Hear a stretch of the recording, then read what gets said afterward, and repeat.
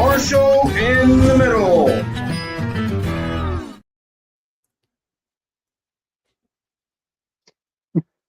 It's so fun, right? It is, man.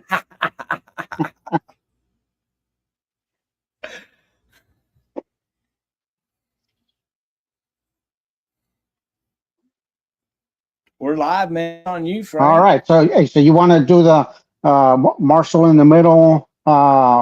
What this program's all about, and then I'll jump in and keep going from there. Hey, everybody, it's Will with Marshall in the Middle, and I'm here tonight with First Sergeant Frank Calderon, retired. He was my guy that I looked to as a young soldier of what a jump master was like. He was so articulate with his words. He was so smart about what we were doing. He knew every part of the parachute.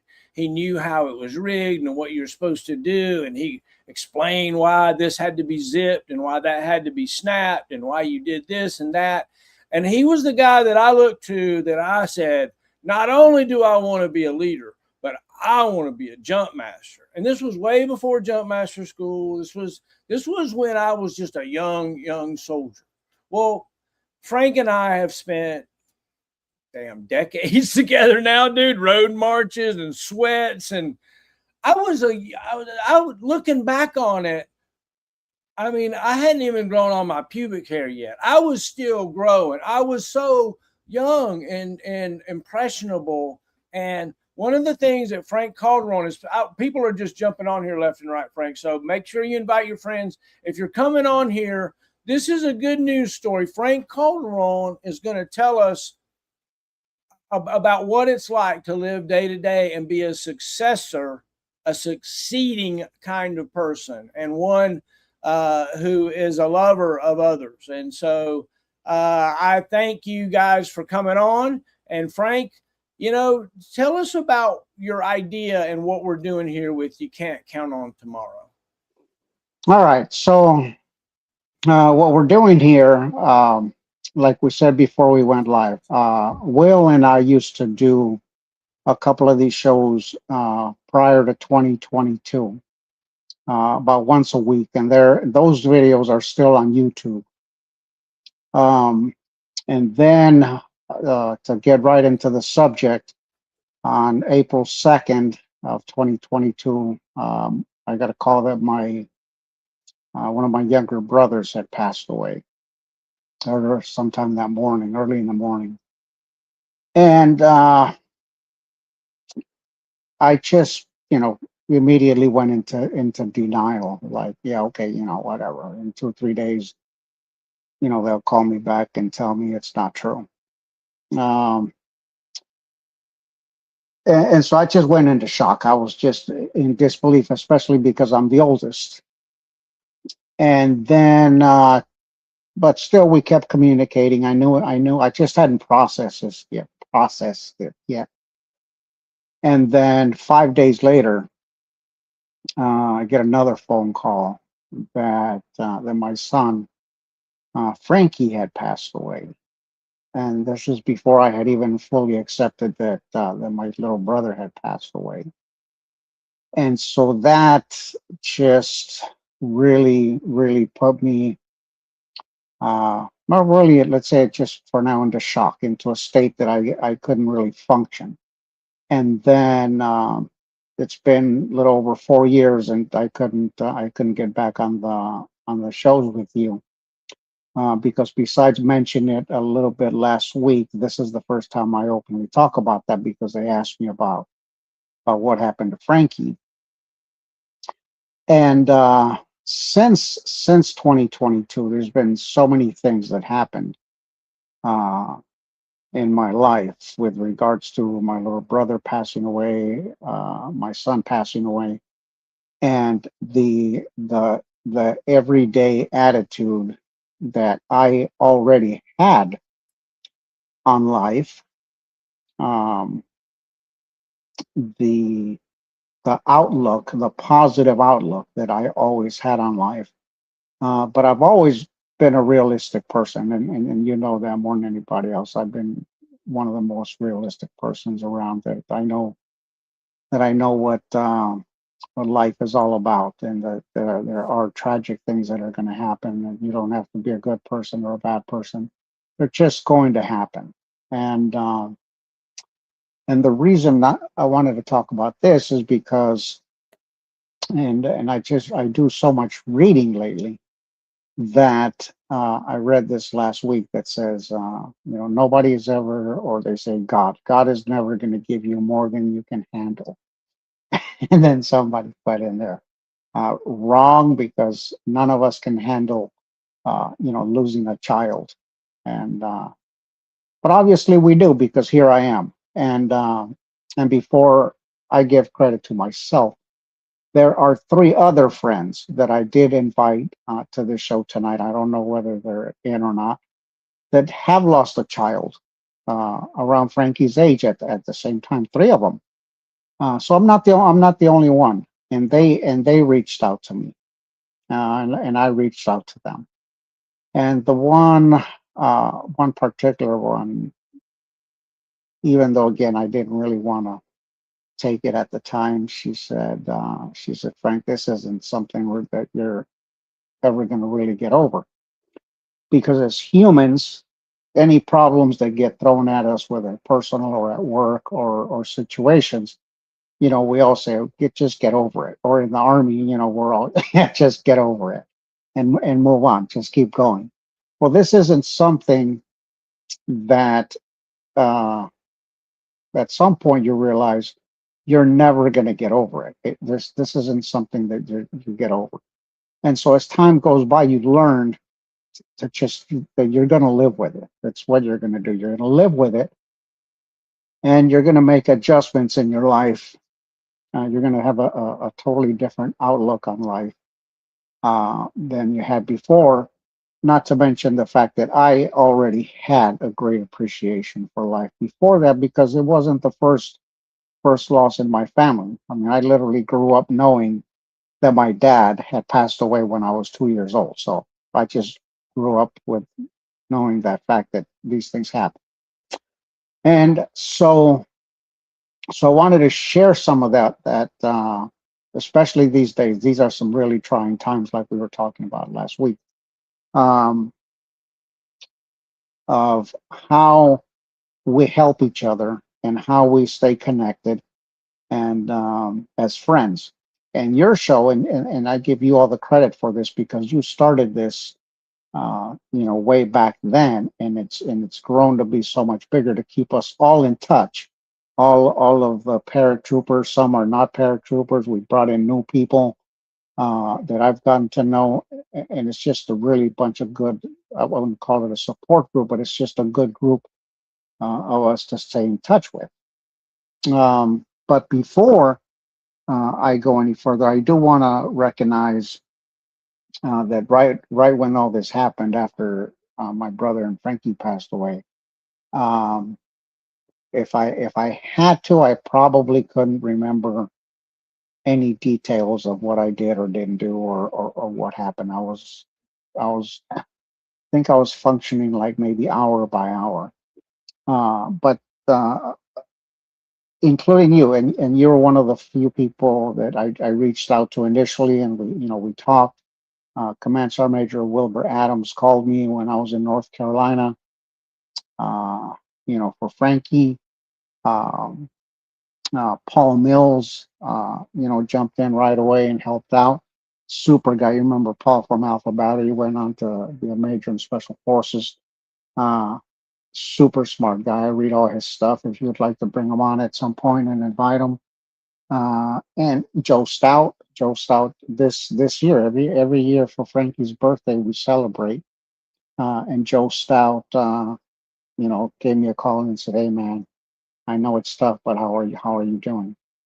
And it's little things like that at the end of the day, that really take a really deeper meaning uh, into our everyday outlook on life.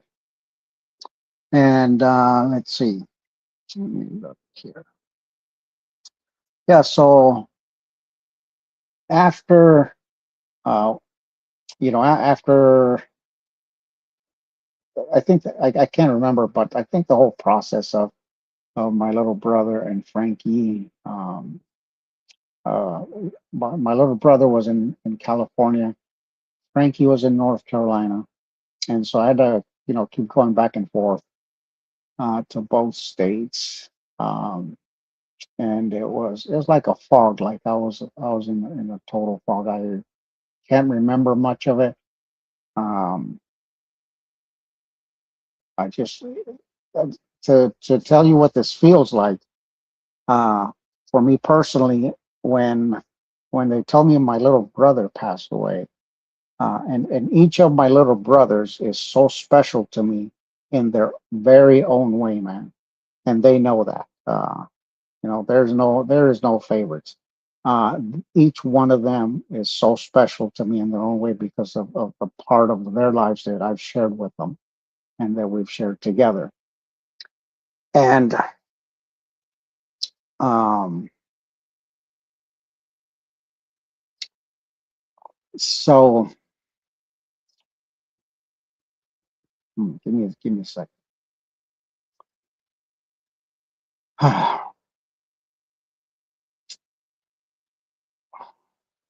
So when I was going out there, um,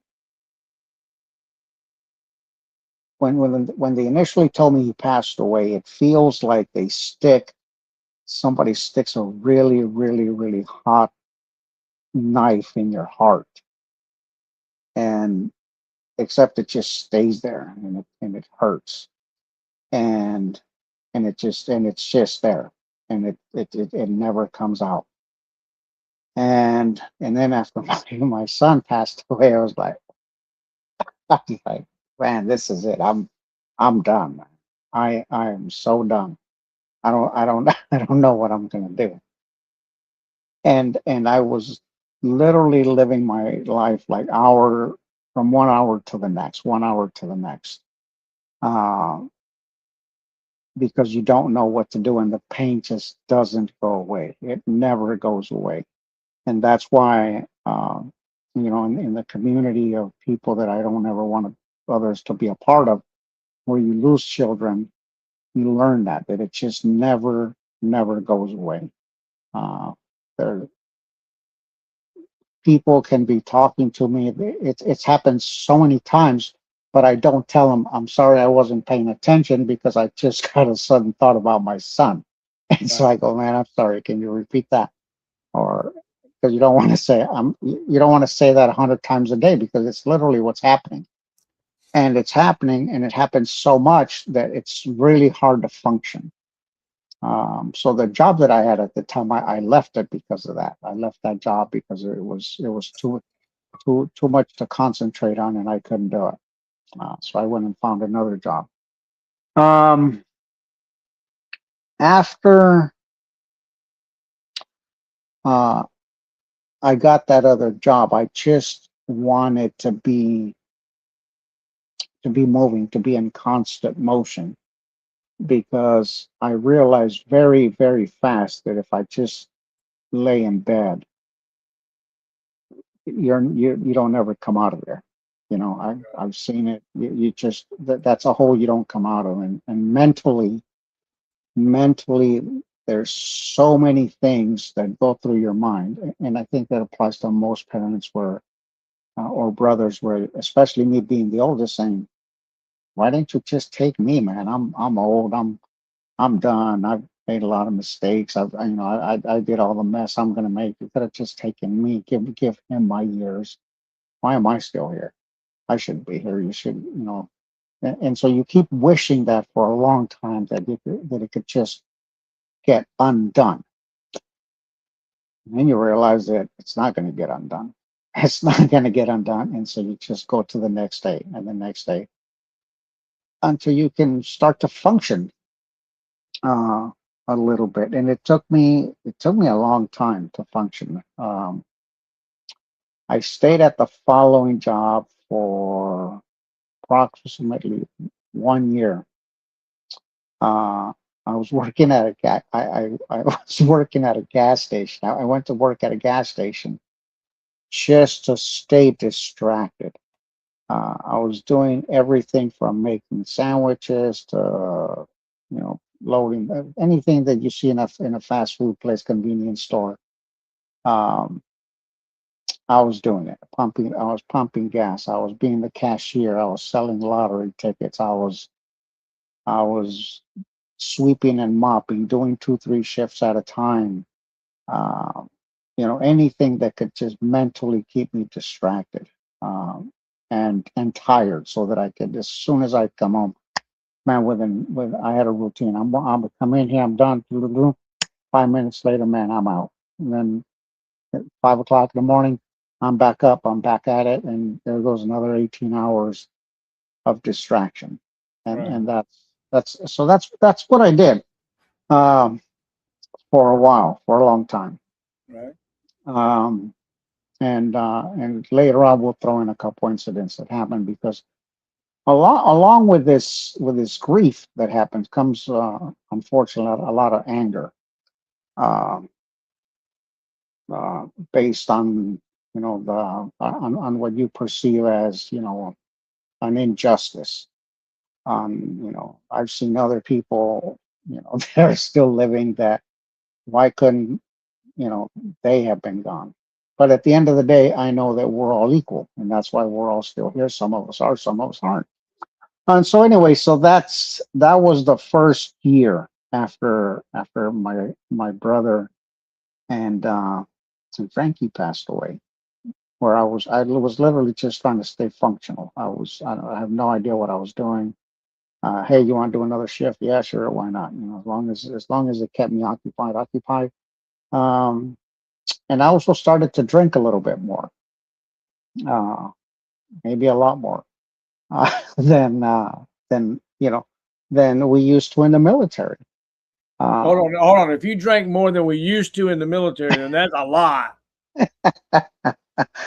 and so I joke around about drinking. I would joke around about drinking at work, and I think most people thought I was joking.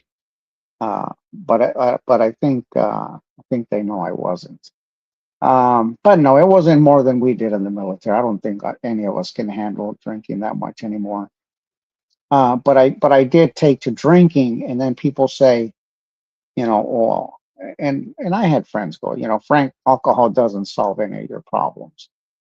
Well, that's true. It does. I wasn't looking for it to solve my problems. Okay, I was looking to feel better for a couple of hours. That's Right. what I was looking for. Right. Uh, People say, and then the other joke is, well, neither does drinking a glass of milk, so it's really your choice. But no, I wasn't looking for a cure. I know alcohol wasn't going to make it go away, but it helped me. It helped me to feel the way I needed to feel, even if it was for 2 or 3 hours, 2, 3, maybe 4 hours, if I needed that. Right. It helped me, and Right. so that was my coping mechanism. Um, and in the military, that was our coping mechanism, uh, or our pastime, or I think is more like a hobby. But we drank a lot more than we probably should have, uh, for many times. Um, but yeah, so before we go into the next chapter, you want to take a little time and go into, introduce some of the major players and Marshall in the middle, and Yeah. Yeah. where we're broadcasting. I think you said we're on TikTok, on X. Um, We are on so we're on YouTube, we're on Facebook, and we're on X or Twitter. So if you're subscribed to one of those places, go check us out. Here's our donors. We have basic donors, senior donors, and master rated donors. Frank Calderon right there. He's a master rated donor. If you'd like to donate, go to marshallinthemiddle.com. You definitely can donate there. Thank you so much for coming on.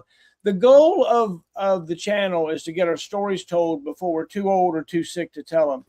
What happens in our lives is that we find out that we get to some end And we've never told the people we really love that we love them sometimes. We've never realized the bonds that we had. I'll tell you the thing that I've noticed most of all is how bonded we were when we were in the military together. We were tight, man. We would have climbed a hill for one another. We drag each other mile after mile. We trained together so that we could rely on one another in a really, really stressful situation. And those bonds, and back then in the military in the 80s and the 90s, you go from one duty station to the next. There wasn't no Facebook. There wasn't no cell phones. There wasn't no way. And of course, guys don't freaking talk to one another. It's not like we're gonna call on our phone and chatty, chatty, chatty. We just don't do that kind of stuff. And we found over time that these bonds that we have really mean something. And so Frank and I have been doing things together for a long time, and he is one of my cherished leaders. He's a guy that I know will give me good counsel, and he's one of those guys that he would always pull you to the side and he'd tell you the real deal. He'd be like, blah, blah, blah, blah, blah, and all of a sudden you'd be like, oh, he'd tell you the side of the story that wasn't that obvious. And I love Frank for that. And he wants to do a show called You Can't Count on Tomorrow, and that's what we're doing. Okay. He's getting to tell his story, and what we're getting to do is to love one another and love on Frank and figure out what it's like to live in this life that we're doing. So take it away, Frank. All right. So speaking about that, and again, whether they're watching or not, they know this to be true. Largely I can only speak for my community. Not that they didn't want to, and I know to this day they love me with all their heart. My people in Mexico. But I grew up where I don't think anybody, and not that I'm going, there's something you have to hear. I don't recall anybody telling me or anyone in the family telling each other that they loved each other ever, like well into my 20s, if not more. And so at some point, I can't remember, it was a drawing point in my life where I started being very comfortable. And I think it was maybe when my daughter was born, when my first daughter was born. And I insisted on saying it all the time, all the time. And then little by little, as time went by, when I would call my brothers, on the old regular telephone, dial, I would say, "Hey man, I love you," and then they would go, "Okay, bye," and hang up.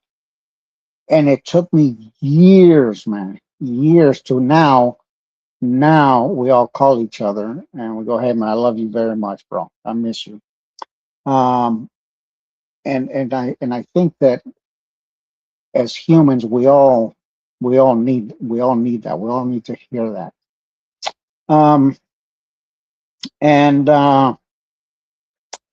so jumping back just a little tiny bit, two weeks before Frankie passed away, I was on the phone with him because the following weekend I was supposed to go visit him. The weekend my brother passed away, but I would drive down to North Carolina and hang out with him and Javier. And so we were on the phone for like 2 hours. And I always told him, I said, "I love you so much, Frankie." And he said, "I love you too, Dad." And those words, I mean, they're like in here permanently. It's like I hear them every single day. I mean, I hear his voice, and it just makes me feel so good to hear that. And so many people, I think that in this day and age, they just don't do it. They don't express it. Um, all right, so I am going to jump forward to that, about tomorrow. Um, right now, I have a lot of friends from Venezuela and from Mexico down to Ecuador, because of the last 2.5 years I worked at a hotel, uh, with workers from Mexico down to Ecuador. Uh, great, great, great people, and some of them are from Venezuela. And then, as you know, the earthquake, I'm still reading up on that, the earthquake that just happened in Venezuela. And some of the rescuers are just getting back in today, the ones that were, still helping to find, hopefully find people that are still alive. But as of late this afternoon, um, unfortunately, the death toll is around, 3,800 people. And one is too many. And so if you take 3,800 people times the number of people each one person affects, you got nearly 500,000 people that are grieving in Venezuela personally. 500,000 people that lost somebody they loved so much in their lives, Right. from one second to the next. Earthquakes don't announce themselves. I've lived through earthquakes in LA. They're very common. And then there's a million people, there's about a million Venezuelans here in the US. And I also personally know from earthquakes in Mexico and disasters in Mexico, of having family in Mexico. When things like that happen, the feeling of not being able to be there and to help is unbelievable. It's almost worse than being there, because when you're there you can help, but when you're here you can't help. And so uh, that I'm using that example of, unfortunately, about 500,000 people that lost loved ones from one second to the next without knowing it. And the point I'm trying to get across, that I would like to get across, is that none of them people knew that was going to happen. And so the last time they talked to their child, their daughter, their husband, their wife, their mother, their grandmother, because I do, man. When I talk to my daughters, I go, hey, man, I love you so, so much. I don't ever want it to end on a bad note. And not only do I not want that to not happen to them, I don't want them to ever end a day saying, well, they pissed me off because they said this or said that. So screw them, and I'll just, tell them I'm sorry tomorrow or the next day. Um, that day's probably may not come, not for a lot of people. And again, this is a good story, but also, again, I'm a realist, man. There's I took some notes here earlier today. Um, Worldwide, and I had looked at this way before. This is nothing new. These are refreshed notes from before, because I've spoken on this topic at a couple other places.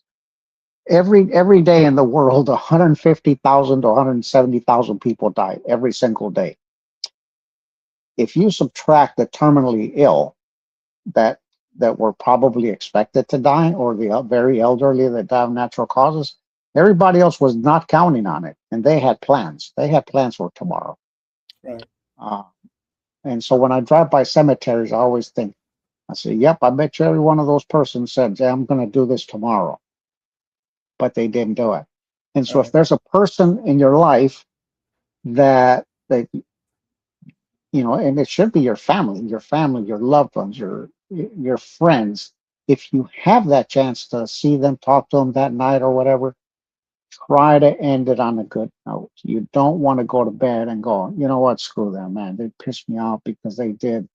And you always realize it's absolutely meaningless. It was a meaningless argument over nothing. Because when something like this happens, all of a sudden, it's all good. Right. And they're sorry that they did it or didn't do it. Um, so um, things to keep in mind when as you go through life, because I read this book, and I read this book long before. Again, because I had so many people pass away in my family, I had read this book, and the common theme is uh, people that know they are going to die, which is primarily people with terminal diseases. And so a couple of writers, there's two really good books out there. I'm not going to endorse them publicly, but because if you want to read them, you'll find them. And so they interviewed thousands of people that were going to die. And they said, so you're going to be dying pretty soon. What do you regret the most? And none of them said, I just really wished I had worked a lot more than I already did. Uh, and I'm making a joke about that because for us in the military, that was not a choice. Um, I counted 7 years that I was away deployed out of 27 years. And so that's 24 hours a day that you're gone. So, but if you take regular people that, they have the 40-hour weeks, uh, that turn into 50, 60, 70, 80-hour weeks, none of the people that were dying said, man, I just really wished I had worked a little bit more, and stayed away from home. So that was not the number one thing they said they regret is they said they wish they had lived a life where they were more true to themselves. That's across the board. And by that, to me, um, there there are some people that find me, let's say, unpleasant. I don't want to say they don't like me. Um, and you remember that. But I've known who I am since I was 18 years old. Never been a doubt in my mind who I am. You know, I like it. Other people don't like it. I'm not here for them, man. But so you have to live with yourself. You have to look yourself in the mirror in the morning and go, this is who I am, and I'm happy with that. And if you're not, that's one of the things that number one of people that were dying said that they wish they had done more Amen. of. Number two, well, I already covered the work. They all wish they hadn't worked as hard as they did, because you don't take anything with you. Number three was express your feelings. You got to express your feelings. And you and I talked about this lightly last week. I think it was just on a phone call where we hold back too much instead of politely saying, I kind of wish, that- give me 5 minutes, man. I'd like to tell you how I feel about this. Agree or not? And you're on the show. I see you on the show a lot, and not everybody agrees with you, and you don't agree with everybody, and that's fine. We can all agree that we're going to disagree, because if we're all just going to sit here and agree with everything, then we might as well just have our own looped own show and entertain ourselves. But you have to express your feelings. The fourth one we're literally doing right now, and like you said, back in the day, man, when I went to Korea, came back, I went to Bosnia, came back, wherever, I didn't get to stay in touch with anybody. It was by pure luck that you would hear, hey man, I heard this guy this, I heard that this happened to this guy, but we didn't stay in touch, and we sure didn't write letters to each other. Yo, A Holmes, I really miss you, man. I miss remember those days we used to get so drunk, Remember that pounding. talk we had in the foxhole? So that never happened. And so I hated technology when it came out. I refused to get a cell phone.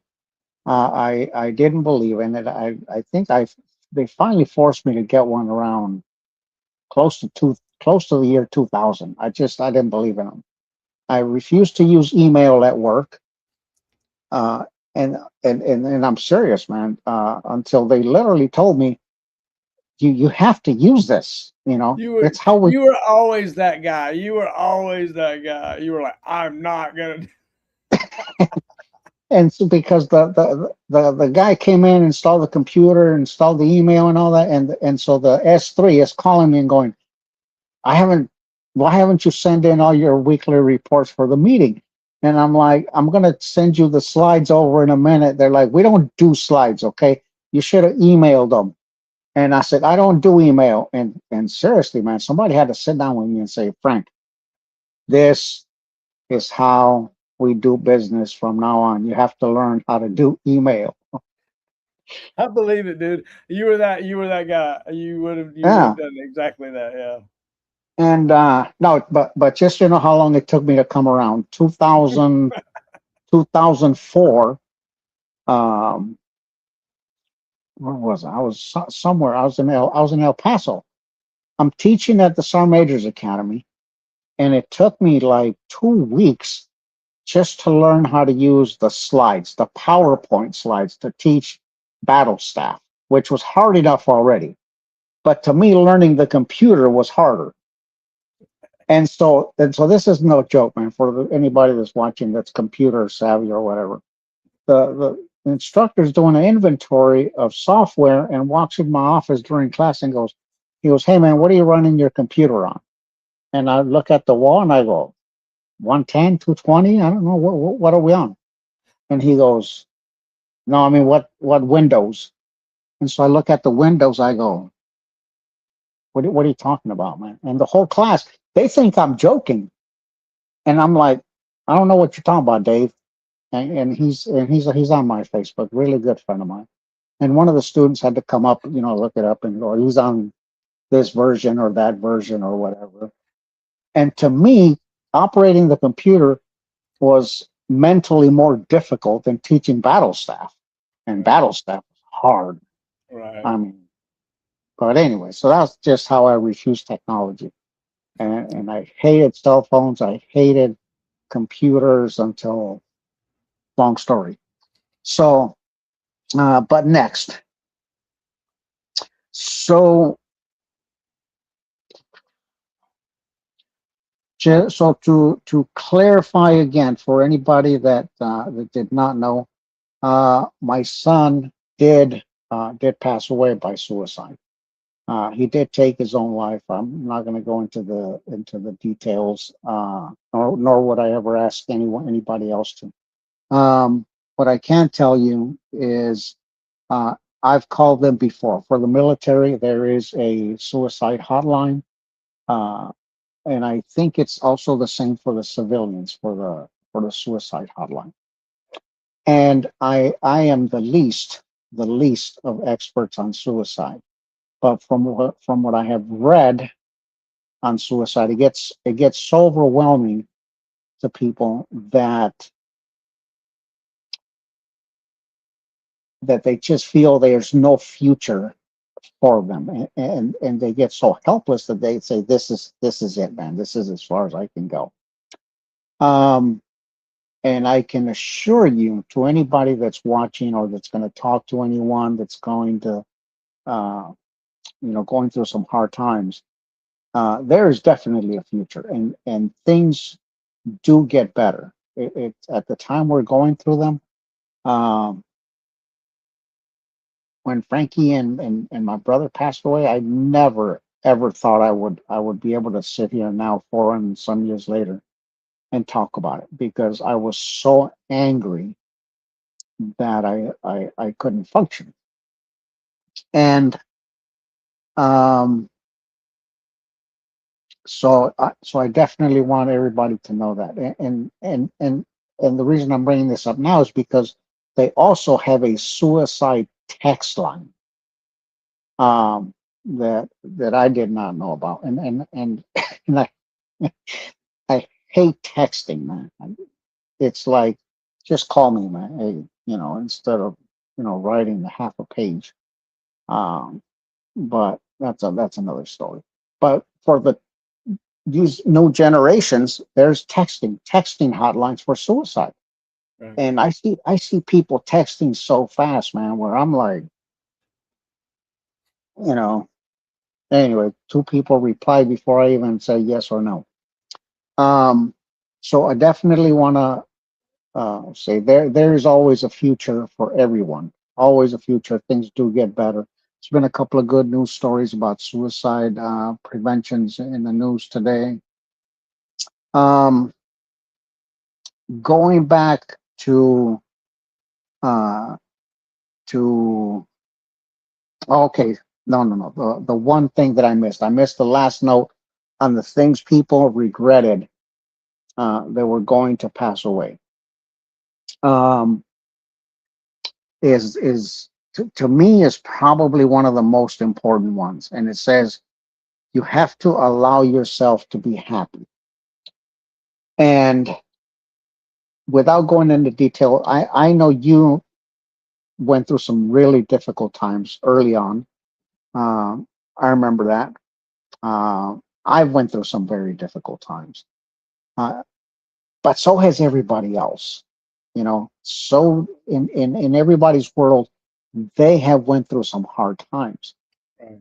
and at some point, you have to allow yourself to be happy, and to enjoy the moment, to enjoy and consciously make time to say, I am going to go out and I'm going to do this and I'm going to have some fun. And and to to truly be happy for so long after Frankie and Max passed away. I couldn't get myself to laugh. I couldn't, and you know me, man. I'm definitely not funny, but I'm always joking around. You're always A- cracking jokes, that's for sure. And and it wasn't until I went to my second job after the other one at a hotel, working with all the with Hispanics. It's when I learned to speak Spanish again. Um, that I was able to little by little, because they didn't know anything about me, and so I felt a little more comfortable because they didn't know why I had went there. That was my second chance at to try to be happy in some sort of way, because I love work. I love working. Right. And going to work at the hotel where I worked at, to me, was my second chance to say I love work. I want to be able to help people. To me, work is about helping people. Um, Anybody can do whatever job it is that there's out there to do, but if you're not helping people that are struggling, especially if you're the leader, and I was fortunate enough to get a good job as the director, and so any chance that I had to help somebody, I did, and that made me happy.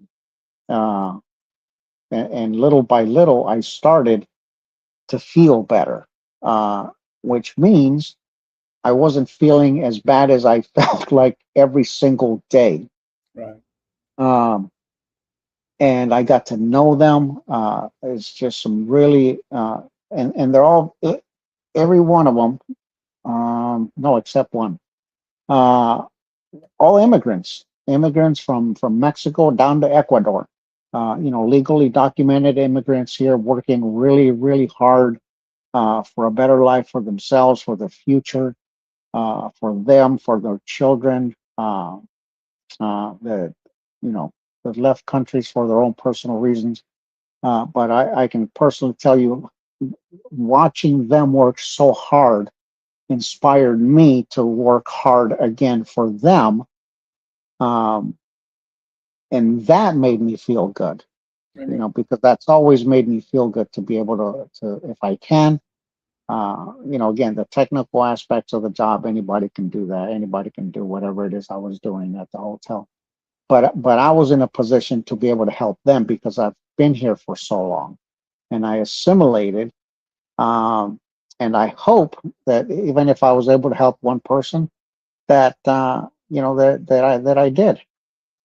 Oh yeah. But to be happy, you gotta let yourself be happy, man. You have, if it comes to you, enjoy it and enjoy it. Be happy and just let it be, and don't feel guilty about it. It doesn't always have to be super super negative. Um, if you want to take a quick breather, can you play Frankie's tape? Frankie was learning Spanish. I don't know if you can play it. Yeah, let me see if I can pull this up real quick.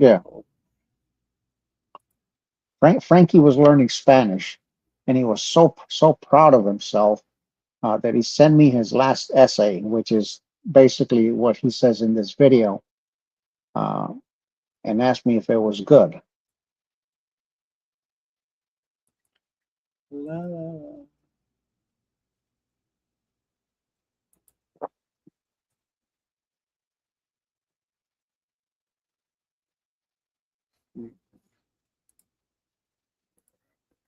Share.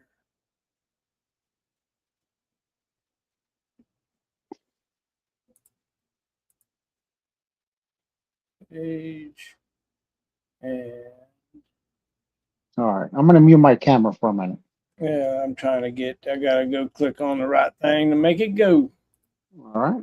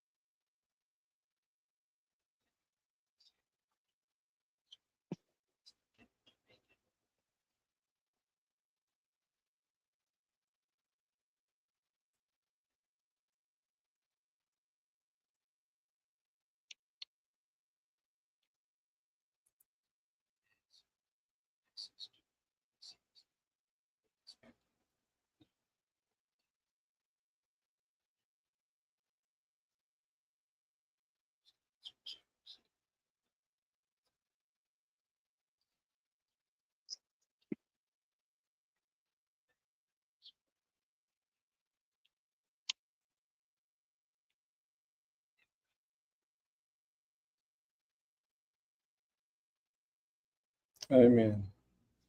All Amen. right. Amen. And we're back.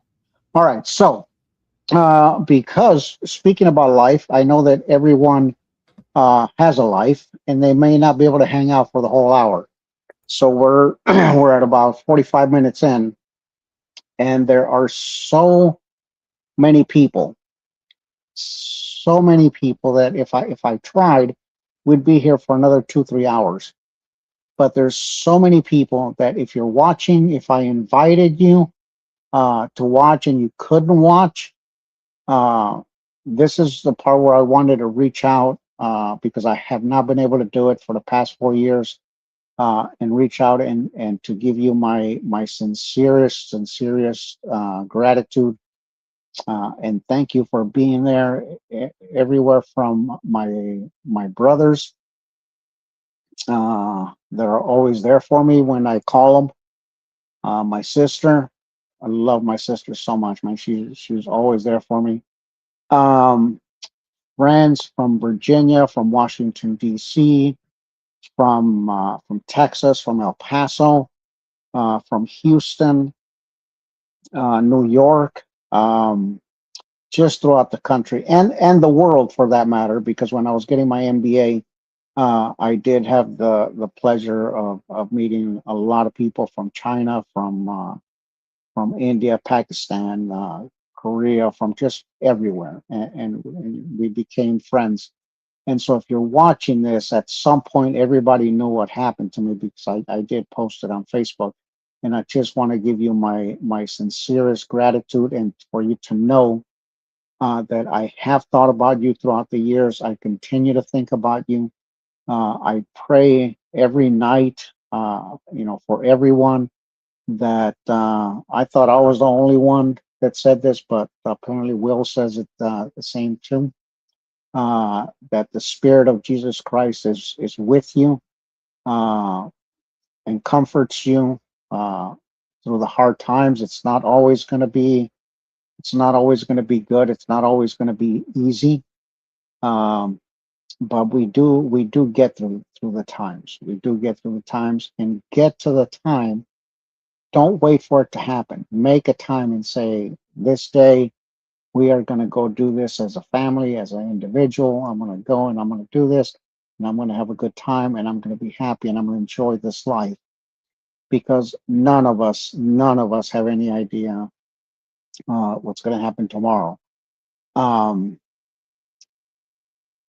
as everybody knows, the United States started bombing Iran again.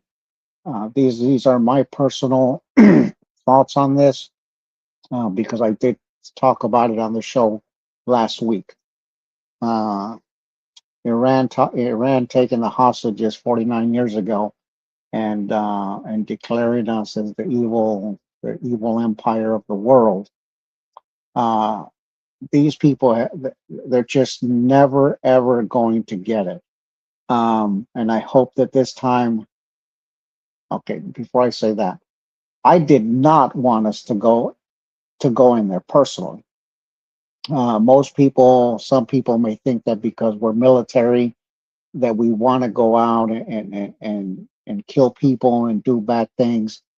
That is not what we wanted to do. We did it so that if we had to defend this country and the Constitution of this country, which is what we took our oath to do, that's what we signed up for, so that this country never becomes like one of those countries, to protect the people that are here.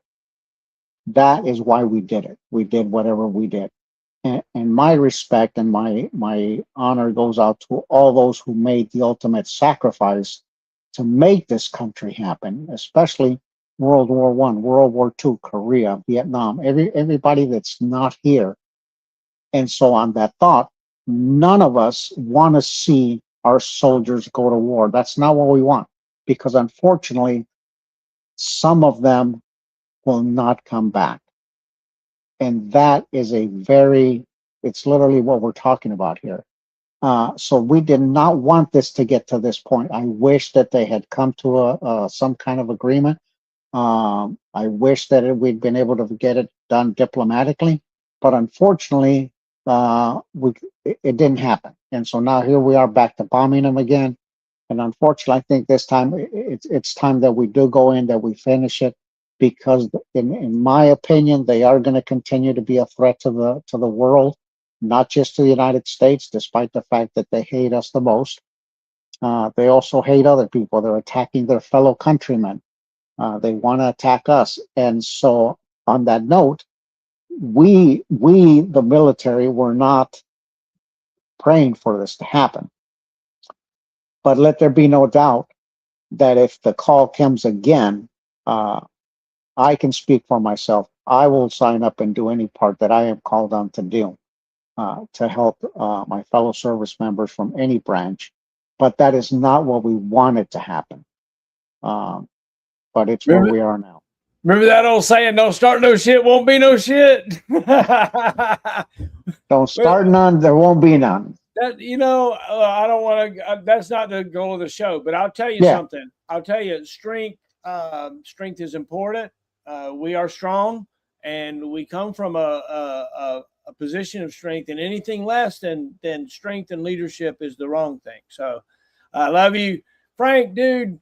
This has been a really, really great show. Thank you for taking an opportunity to be vulnerable and talk about things that are important to you and have affected your life.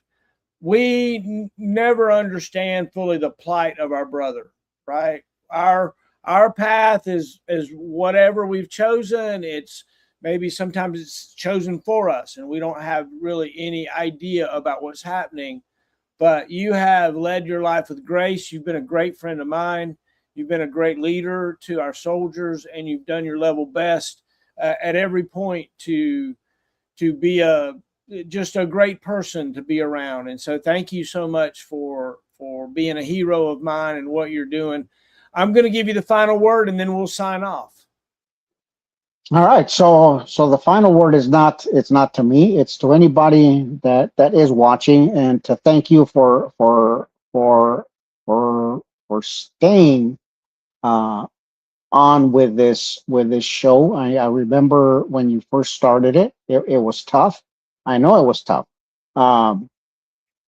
And so thank you for hanging in there. Thank you for hanging in there and continuing it on, so that all our brotherhood, can stay connected, and then we can continue to stay in touch as friends. We'll talk about, our partner Terry maybe next week. And all those that have gone before us. But the last words always go to the people that are watching, because they took time out of their lives, and it's valuable time, very valuable time, that they took to be with us tonight. So I love each and every one of you. Love you guys.